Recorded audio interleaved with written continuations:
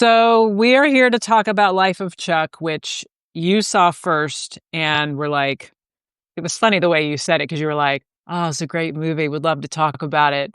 And then a few days later, you were like, "Would you just watch the movie so we can talk about it in one of these episodes?" And I was like, "I do not need much motivation to watch Tom Hiddleston in anything." So Yeah. that was an easy sell. Um, so probably what we ought to do is I'm curious as people are joining, and if you have the capacity to write little chat, how many of you have actually seen the movie? We'll give a little recap regardless, but we're going to be spoiling the heck out of it because it's impossible to talk about without talking about the themes and what happens. And there's also a Stephen King. It's based on a Stephen King novella, so maybe some people read it as opposed to watched the movie yet. And it does follow it pretty closely. Does it? I Yeah. suspected it did because the voiceover is so heavy in it, and there are some really fulsome speeches. I was like, I bet this is very closely hewing to. Yep. Um, so so yeah, what you got this going? So kind of what was the first sort of you know, or how did you know that you wanted to kind of talk about this? What grabbed you about it? So I have found that I have experiences in movies sometimes where, like, as I'm watching it, it's sort of feels like in my mind there's just something like going on of like, this is a really important movie. Mm. Like this is or this is, that it isn't just simply like, wow, this is exciting or, entertaining, but like there's something here. Like Mhm. and um the last, actually probably the last film I think I experienced that way was Arrival. Yeah. Um and I did actually the same thing with this film that I did with Arrival. Like I saw Arrival by myself because my wife didn't want to see it initially. Mm. I drove home and said, "You need to see this movie." And then we went that night and saw it again.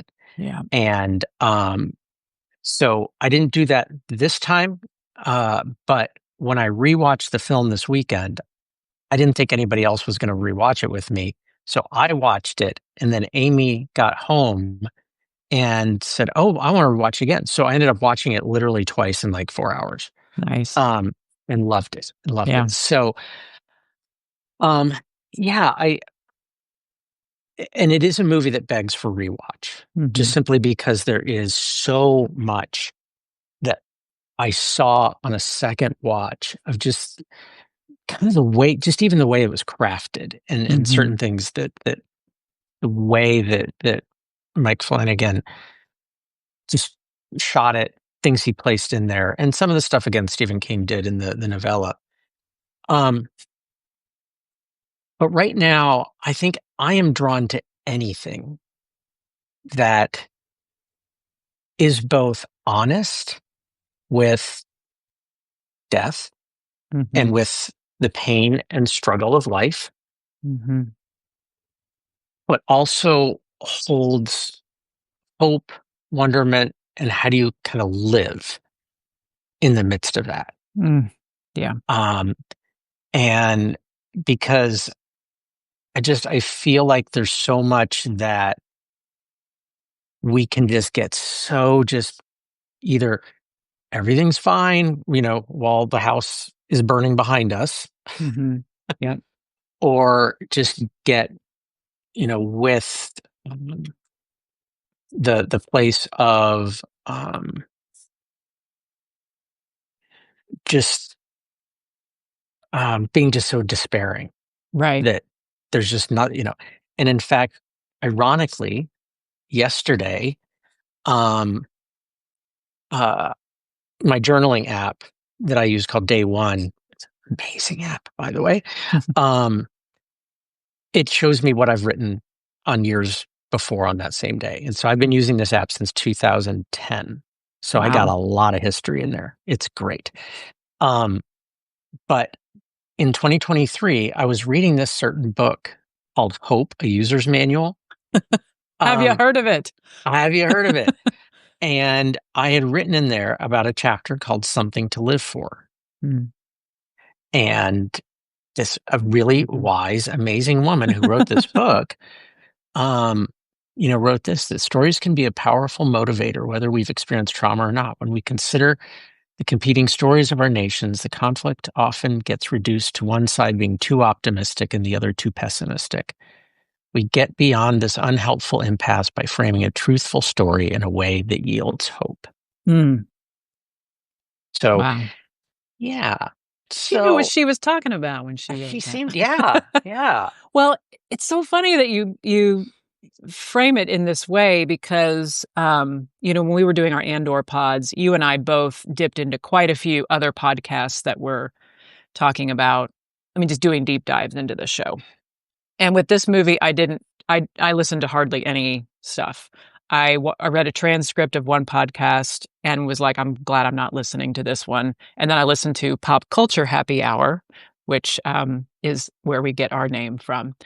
And they liked the movie, but there was this real undercurrent among the people that I was just a little bit of reading I did, where it was like, our age is too cynical for a movie like this. And if it's going to be divisive or if there are people who aren't going to like it, it's because it's too sentimental and too kind of um, everything that you've said, like a bearer of kind of thinking about our lives in a way that has a hope to it and not optimism, because just to give you a little snapshot for those who haven't watched the movie, it's a movie in 3 acts, but it starts with Act 3 at the end of this person's life, and it goes through Act 2 and Act 1.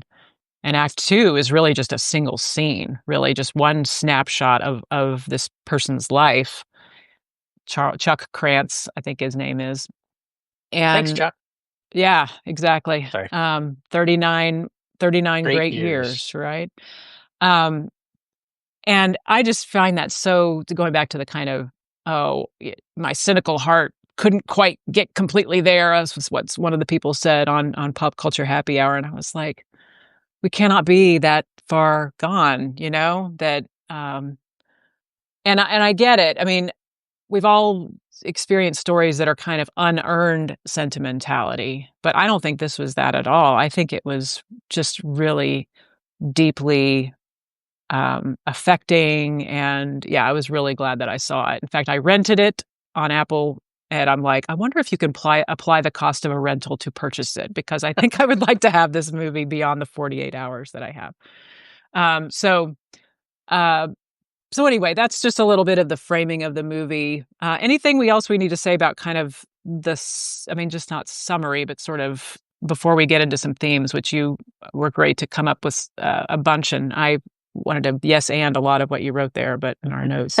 um, Tom Hiddleston is the Charles Krantz that the story is about, um, and it's about his life. Uh, again, it tells it in reverse. And the first act I found just completely riveting, because you're trying to figure out what the heck is going on. Yeah, I don't know. Anything else you want to kind of say about just the plot of it before we get into some themes? Um, I don't know if the plot necessarily, as much as I loved the generosity of the performers in this, Mhm. because, like, the big name performers, like Tom Hiddleston, is really primarily in that middle segment. Mhm. Like, there's some little segments of him in the first two, in Act 1 and Act 3, but basically he's in that same segment, um, in Act 2, and that's about it. And same Mhm. thing with, and I can never pronounce his name correctly. Oh, um, Chiwetel Ejiofor? Thank you. Yeah. And Karen Gillan, Mhm. same kind of thing. Like, they show up a little bit in Act 2 and Act 1, Mhm. but, like, I found that was one thing that I loved, that Yeah. they're not, at least seemingly, you're like, "I'm okay with that." Mhm. And that's Yeah. just beautiful. Like, Yeah. they love the story enough to say, "I wanna do this." Mhm. Exactly. And to me, sometimes this is very, for people who will watch it or did watch it, it was very voiceover heavy. There were parts where it was an extended monologue or an extended exposition that Nick Offerman Did we mention Gay Nick him? Offerman. Yeah. Yay, Nick Offerman, did just a masterful job. And sometimes that can get tedious in a movie where there's just a lot of text, but for me, it worked somehow. I guess, I mean, I'm a texty kind of person. We both are as preachers and writers. Um, that it served the story, and that the life of Chuck is not it's not just something we're visiting on the screen, but it's something that's told in a narrative, I guess, in a narrative of words. And so to me, it kind of all worked together, and Mhm. it worked for me to have that kind of voiceover. So and the other thing, I mean, just it's kind of I was thinking about comparative or comparable movies, and I think I texted you last night about this, but like it reminded me of Life of Pi because it has a little bit of kind of magical realism in it. It reminded me of The Tree of Life. All these things have life in the title. Just because of the impress there were some scenes that were just so gorgeous. There were just some shots, that it was visually just so, beautiful to look at. It reminded me of Big Fish, stories about the stories of a person's life, really. And Arrival, I mean, I don't know if you wanna talk about that a little bit, but that definitely had some comps there. Well, yeah, I would probably go with Arrival for me. Yeah. Um, uh, and it's been a while since I've seen Big Fish. But I adore Big. It's a great Mhm. movie. Yeah. Um, and yeah, so I think one of the questions, and this we'll jump in. So by the way, Yeah. at this point, folks, we're jumping into spoilers. This is a film, in my opinion, that begs to be seen without knowing much of anything going in. So, so I will say, if this video, if you have not seen the movie and you want to engage it, this video will be posted on both of our pages. So you can stop at this point, go That's rent right. it, and see it later. So That's right. you have been warned. That's right. Um, so um, one of the things that is revealed basically at the end of the film is that Chuck knew that he was going to die young. Mhm. He wasn't going to die, 92 years old after a big, long, full life. Yeah. Um, but that his life would be short and relatively so. And he had to make the choice of how he was going to live with that knowledge. Um, and there's a similar thing with the movie Arrival in that, um, Amy Adams' character has this understanding. She knows what's going to happen. Her child is going to die. Mhm. And so does she continue? How do you still live if you know what is ahead? And so um yeah, there's that. I love that question. Like, if I knew that I was going to die 2 years from today, would I still live the next 2 years the same? Mhm. Mhm. Or would I do you know what, I'm selling everything. Amy and I are going off on, around the world cruise, and we're going to blow this thing out. And but Yeah. I think that's just a powerful question to Right. have. And I would like to think that I would just live. Mhm. Mhm. Yeah. Yeah, and you and I have talked about, science fiction, which this is not science fiction, but it has some elements of it because it doesn't try to there are laws and things going on in this universe that don't make sense in our universe, and there's not really an attempt to explain that. There's this room in young Chuck's house that has some kind of mystical property, right? And you and I have talked about science fiction, and why are we so drawn in this age to like end of the world apocalyptic stories and kind of bleak dystopian narratives. And I think it's this little playground where we can play with these questions of life and death and purpose and what would we do, and what kind of society do we want. And I think what you're describing is a similar kind of thing with this movie, right? Because it does ask us to question, like, if we knew the end of the story, what would we do different? And it's an extreme version of something that is actually true for us, is that we are all going to die someday. We don't know when.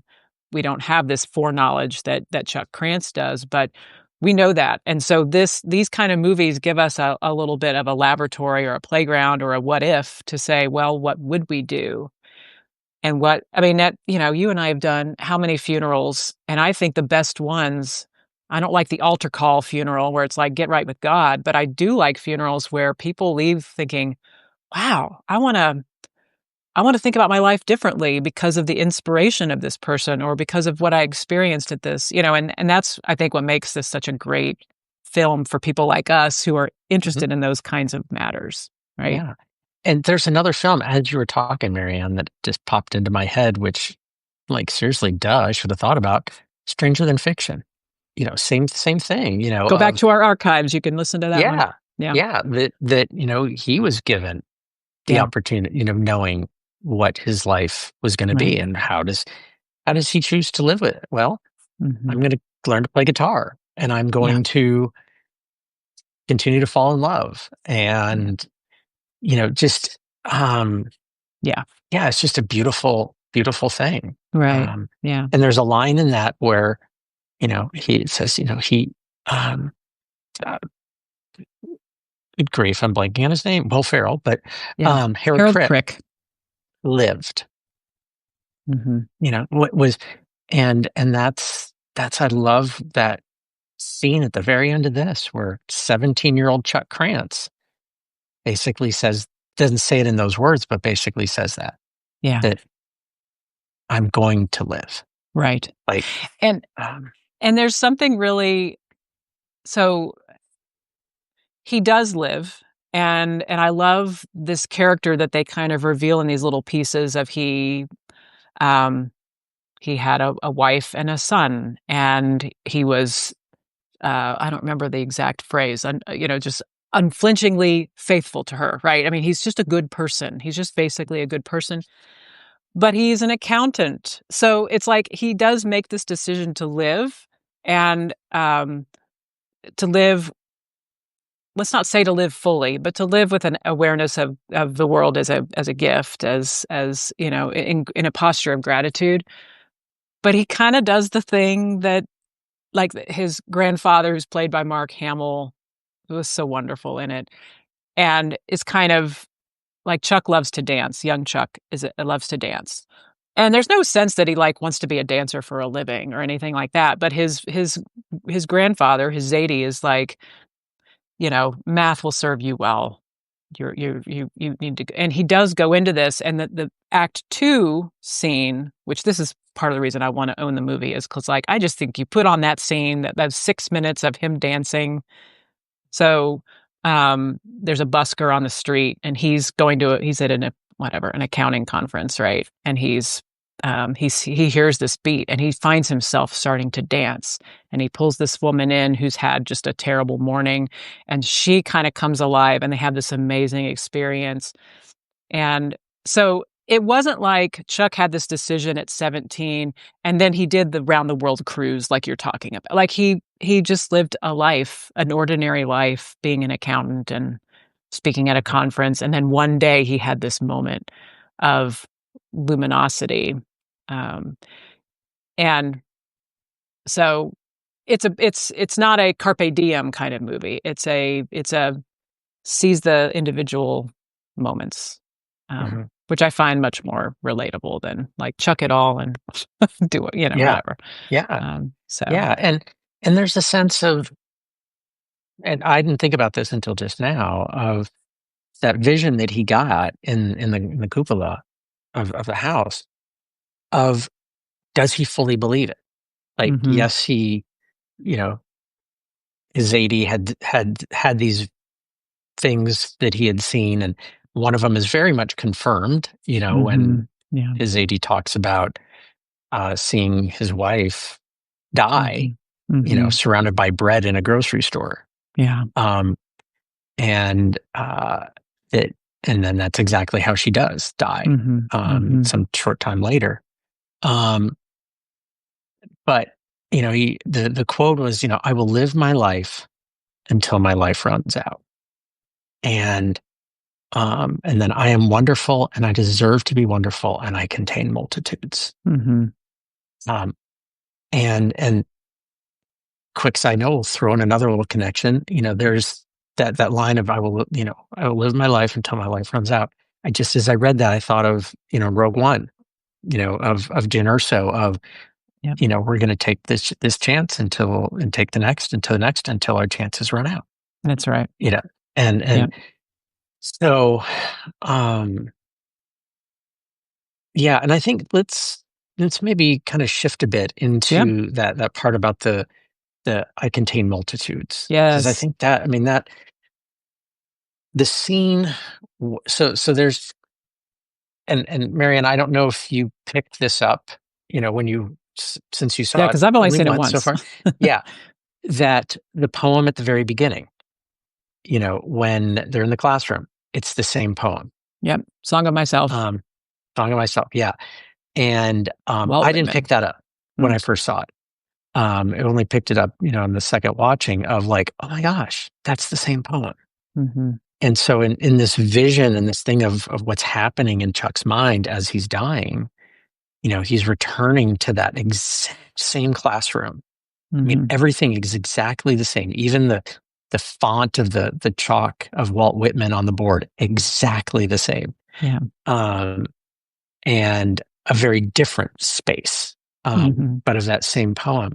And that's really, I'd be curious to go back and find out, like, is that scene where his teacher puts her hands on the Mm. sides of his head, if that's like really, like literally the middle of the movie, like Mm. wondering if, like, just because really that's like you Yeah. know, everything kind of comes together in that point and then it spreads out, as it goes Yeah. back to act one.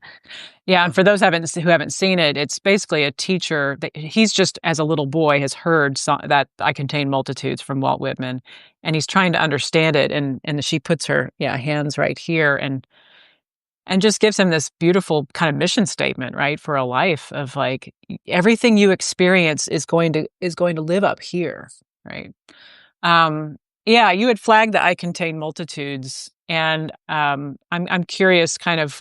I mean, that really in some ways is the theme of the movie, or a theme of the movie, that we all have a universe that lives inside of us. I'm curious kind of how that has stuck with you, or just sort of what are you thinking about that line? well, I mean, kind of teeing me up of my current writing and photography a little bit of, um, I just, over the last couple of weeks, the word expansive has just been resonating with me in a big way. And that was even before this film. And it's really just continued in a lot of different ways. And I know it's a little bit of one of those things of like, when you're looking for something, you tend to see it. Mhm. So like I know that it isn't just simply like, wow, magically, boom, expansiveness is showing up in Ed's life. But it's very much been on my heart and in my mind a lot.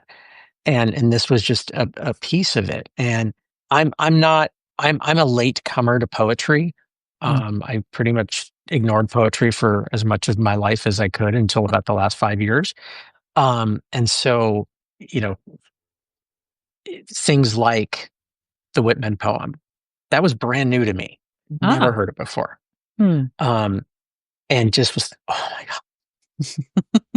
Um, and so that's just been the sense. And I feel so much like right now we have so much that's just trying to just put everybody into these little categories, these little boxes, and say, this is who you are, and this is all that you are. Mhm. And the idea of being able to tell someone, you contain multitudes. Mhm. Mhm. And um, and what a gift, I would say, actually, in both ways in that scene, because the other part of that scene is just before she tells him this, her classroom is chaos. Mhm. And Yeah. she's just standing up there trying to read this poem, and everybody, save for Chuck, is just like blowing her off, yelling, Yeah. throwing paper airplanes, all this stuff. And she, as the students are leaving, she's just there at her desk with her head in her hands. Yes. And then Chuck comes up, and she gets this moment that every teacher dreams of. Yeah. And Yes. it's just, so it's almost like she got to experience a multitude Mhm. Yeah. Oh, that's as so well as good. I love that. um I had not made that connection. Yeah, and that so whenever I hear that phrase, it's often kind of in a sort of shruggy sort of, "Oh, I contain I'm inconsistent, I'm hypocritical, I contain," it could be, to what we said earlier about cynicism, right? This is a completely sincere evoking of this phrase, "I contain or, we contain multitudes, a person contains multitudes," and I found that really refreshing because it is exactly what you've been digging into in your work, Ed, is this a sense of awe and expansion. And what I kept thinking about, especially with Act 3, which is the thing we see first, which we'll just say vaguely is, there's some end of the world stuff going on, and there's kind of a bit of a mystery, and that's why I was just so immediately pulled in. I was like, "What is going on? And who is this Chuck Krantz person?" And, what kept going through my mind is that line from, I think it's the Talmud, but I first heard it when I saw Schindler's List, so we're throwing a whole new movie into here, which is could not be more different in many ways, except it's kind of life affirming. But Oscar Schindler has this moment of like, I could have saved more. I didn't do enough. And his friend says, we have a saying in the Talmud, whoever saves one life, it's as if they've saved the entire world. And what we see in Act 3 is the entire world because each of us contains an entire world. And I really loved the way Act 3 ended. Um, and it ended, I mean, that whole thing about how we're made of star stuff, right? We have a bunch of Carl Sagan in this movie. If you need, yet if you still are not enticed to see it, there's this wonderful kind of Carl Sagan piece of this too. But the idea that the stuff we're made of is the stuff that stars are made of, and you just see that visually. I saw it, and that kind of the ending of Chuck Krantz's universe that contained multitudes, but also had a finitude to it because he was human. It's just so beautiful. yeah, yeah, yeah. Absolutely love it. Well, and I, it's one of those things that I try to remember with even people in my life and in the world who, let's just say, the nicest way to put it is I don't like them. Right. Um, Yeah. is to wonder, like, what has happened in their life that has made them that way? Mhm. Like, and I even, so we have this wonderful little thoughts of dog calendar that we get every day. And even today's, it says, so these are all like little a dog's mental reflections on things that are going on. And today's was, we passed a dog on our walk today who wouldn't stop barking at me. They didn't seem angry though, just scared. They have probably been through a lot. Mm-mm. Mhm. And so, yeah, just thinking about how we recognize the multitudes that are in other Mhm. people. That doesn't justify, that doesn't, say, oh yeah, to be cruel or mean or racist or, Mhm. homophobic or transphobic or any of those things is okay. Mhm. Um, but to be able to come to those with a starting place of understand of, okay, how have they come to that place? Yeah. And yeah, to try to Wow. to understand. Yeah. And I'm just now thinking, I mean, this kind of basic affirmation in in Genesis 1 that we're made in the image of God, I always think about that as like that Christ is God and Christ is human and we're created in that human image, but this what you just said and what the movie helps me expand of like we're made in the image of God in the sense of I mean God contains multitudes. God is the God of the universe and we I mean we're not gods, don't hear me say that, but we're sovereign over what happens in here, right? And that's not to say that we're not acted upon by outside forces and it's all up to us and if things go wrong it's the problem with our brain, but just helping us connect to the larger kind of sense of what it means to be created in the image of God and um, yeah, I love that. I love that thought. Yeah. So well, what else do you wanna you have Well, so much wonderful stuff here, Marianne, yeah. you had asked a question. Ah, yes. What would you want your act 2 scene to be? Yeah.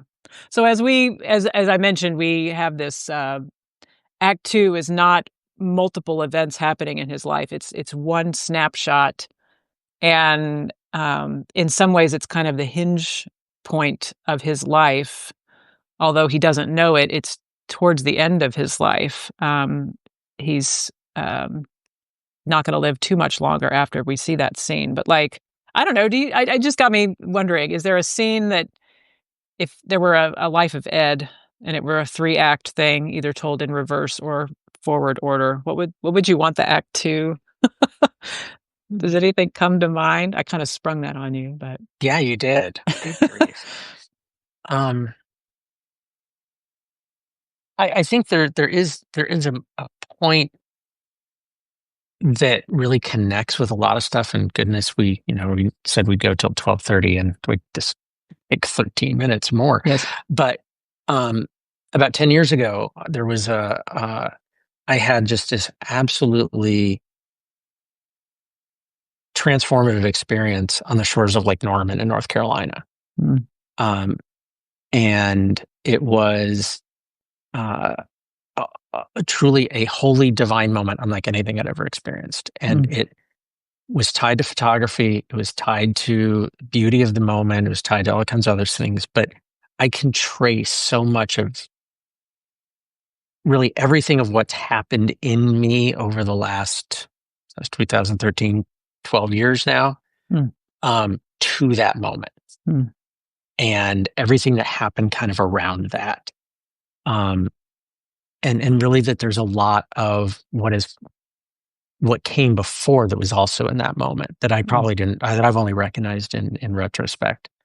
Um, so yeah, it isn't quite as dynamic as and frankly, it was solitary. mhm, It was me. It mhm, wasn't me with someone else, but it was that moment. mhm, And yeah, so that mm. I would probably go back to that. That's a great I think that's a great answer. I mean, mine feels much more mundane in a way, and I'd probably if I sat and thought about it for a while, I might come up with a different kind of story, but I'll just go with the first thing that came to my mind since I didn't give you any notice either, was, I don't know, before seminary, when we were Robert and I were kinda, I don't know, newly-ish married, we took a trip out to, California, Northern California to do kind of a tour of the wine country, and, this is very much kinda not us, we're fairly frugal people, but we got a convertible, and there was this day where we found out kinda after the fact that there were these wineries, and it was in the Anderson Valley, I think, and they were kinda having this festival where you kinda go from place to place, and there was extra food out, and there was, I mean, they all have always have tastings, but anyway, it was just a day of driving from one beautiful place to another with this gorgeous spread of food. Everywhere we went, the weather was absolutely perfect because Northern California. And there was nothing kind of particularly profound about it. It was just an experience of joy and just enjoyment of this experience. And I guess some of the feeling I got watching him dance was kind of that feeling of like, this these are the good things. in life. There was music at several of the places, and so it just, I don't know, to use your word expansive, it just felt like an expansive experience. So that's the one that came to my mind. I probably have a holier answer if I kind of sat and thought about it. Yeah. But yeah. So I think those are Yeah. both good. Yeah. Um, Yeah. So so the plumber has arrived. If you hear the okay. dog barking, Okay. I saw you look up. I was like, I bet the plumber's here. So yeah, of course it um had to. yes. Um, that's Oh, beautiful though. Yeah. and there's something you just said earlier that I wanted to come back to. Um, I can't remember what brought it to mind. Oh, that people contain multitudes and there's like more going on than, and if you need to, let me know if you need to shove off. Nope. Nope. Nope. Okay. Um, the idea that after Chuck's family experienced this death that required him to live with his grandparents, there was a tragedy in his family as a young boy. And I think the narrator said something like, for a year and a half, there was no joy in this. I mean, it was just a very sad place to live. And it was said so matter of factly. And there was something so liberating in that, that like, that was okay. That's just part of life. Is that, and it wasn't like then they were just never sad again. We Mhm. saw clearly they grieved and they just put one foot in front of the other, and the incredible sadness and trauma of that, of these grandparents having to raise this little boy. And that was so freeing for me. And I think for a lot of us who kind of go through tough stuff, there's sort of this, we're supposed to be happy all the time and we need to get past it and we need to, and all we really need to do is just put one foot in front of the other and be sad when we're sad and let ourselves be sad. It was just little moments like that in this movie. That wasn't even the main theme, but it just was something that really meant something to me. Oh, absolutely. Yeah. And I hope, I don't know if you're hearing Scout through No, the not at all. microphones or not. Oh, really? Okay, Yeah. good. Whew. Yeah. Um, yeah. My one of my daughters is taking care of things. So yay. Thank Um, you. and that kind of leads into one of the other things that isn't really at the heart of the film. Mhm. I don't, maybe it is. I don't know. But again, it's one of those things that I picked up on a second watching.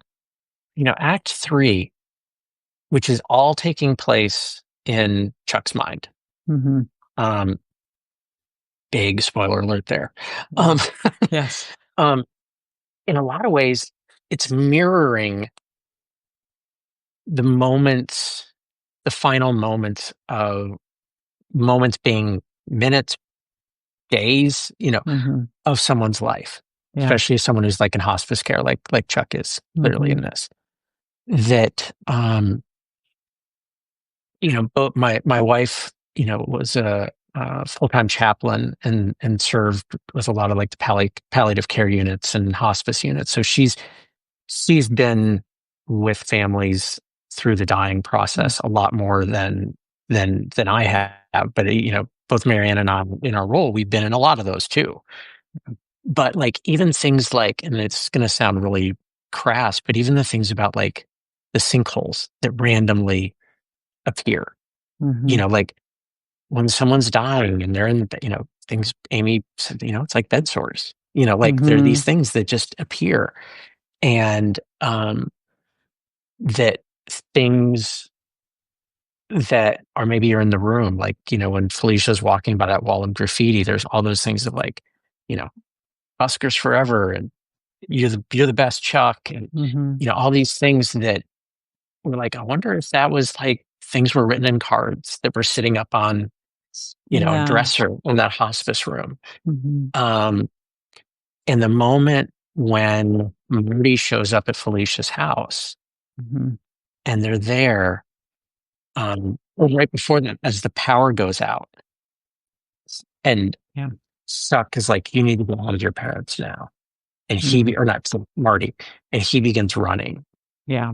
That it's this whole thing of, um, that time, like when, someone is in hospice care and there's Mhm. the nurse says like, you need to get here now. Like this Mhm. is, Yeah. and even as Felicia, when Marty gets to her house and she says, it's Mhm. almost like I've Yeah. had hospice nurses say that exact thing to me. And I've Mhm. heard that to families of like, yeah. were Yeah. right there. Mhm. And, Mhm. um, and then it just happens, Yeah. Yeah. just like it did in the film, that there's all Mhm. these the stars start to disappear. Mhm. And then there's the moment that it just Yep. Yeah. happens. And Yeah. that was profound to me. Yes. Yeah. The last line that gets cut off at the end of Act 3, you have to imagine that is the last thing he heard. I mean, he heard Mhm. that as he was dying in the end. I mean, since you went there with kind of the body breaking down, I will just say, there's a scene where the Chiwetel Ejiofor character, who's a teacher, is having these teacher conferences, and one of the guys, says because the internet's going down. I mean, all these kind of catastrophes are happening and nobody kind of knows what's going on. And he says, and Pornhub is down. And it's played for laughs and it's kind of bittersweet and funny. But it reminded me of when I read, I think it was Donald Hall's memoir about Jane Kenyon, who I'm giving you a little more poetry kind of content here. Um, she died young, and there's a scene. I think it's in his memoir. It might have been in one of her poems where she. I'll not say it literally the way she said it, but she's like, "No more sex for me. Like my body just doesn't work." And you don't know when your last time is, right? And and so I was just thinking about, like, that's a very literal thing. I mean, your body starts to not function. So, like, these folks are like, "Pornhub is down." Like, he can't be with his wife anymore, like, anyway, so Mhm. even these Mhm. little throwaway things that maybe are played for laughs, and that's part of our human condition too, is just like we're in these big dumb bodies, that need food and, it's just, delightfully deep, I think, and I can't wait to watch it again. I mean, I think it's definitely worth multiple kind of, uh, viewings, for Mhm. that reason. Yeah. Yeah. So, yeah. Yeah. I'll throw in one other thing real quick. I know Yes. we're pushing up on 12:30. Yeah. Um, that I also think something of this I love we're throwing in another movie here, Inside Out, another deeply profound movie.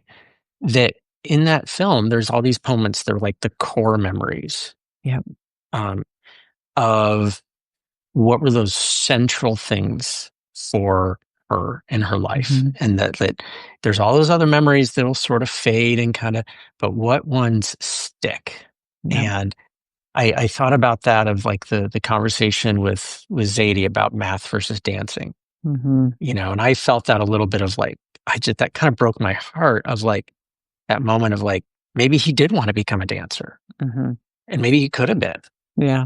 but just um, that figure, his really his only father figure or parental Mhm. figure left saying, um, Yeah. no, no, Mhm. Mhm. you're never going to do that. You can't Yeah. make a living doing that. Yeah. Um, Dancing with his grandmother in the kitchen, Mm. that moment So with good. his teacher, Yeah. um, like those core central memories, like are just Mhm. so. And this ties a little bit in, MaryAnn. That's where MaryAnn had put the question about what would be your Act Two scene. Um, but I think there's a lot of those moments in our lives of like that moment that Mhm. no matter what happens, we're going to remember that. Yeah. Yeah, Absolutely. Yeah. yeah. I agree. And I think even that scene where he's kind of the Zadie is maybe um killing Charles's Chucko, as his Zadie calls him, his dreams. Perhaps he did want to be a dancer, to your point. We don't see him.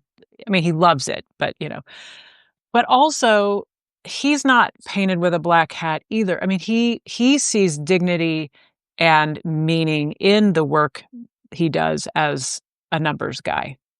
He says, Hmm. I really, and he sees the artistry in math and he lifts that up. And so that to me, it's like whether you become a dancer or whether you become accountant, your life is your art. And that has meaning and beauty in it. And that I found really It's a beautiful message as well. it's a Even though beautiful it's point. like, Yeah, yeah, it's not like you want him to be like, yeah, give it a try. Like, try to be a dancer. And maybe then if it doesn't work out, you can go into something else. But, so Mhm. I'm not saying that that's not a sort of a dream killing speech, but it also the road not taken, or the road you end up taking instead, it can also be beautiful, and I really Mhm. loved that. So, Yeah.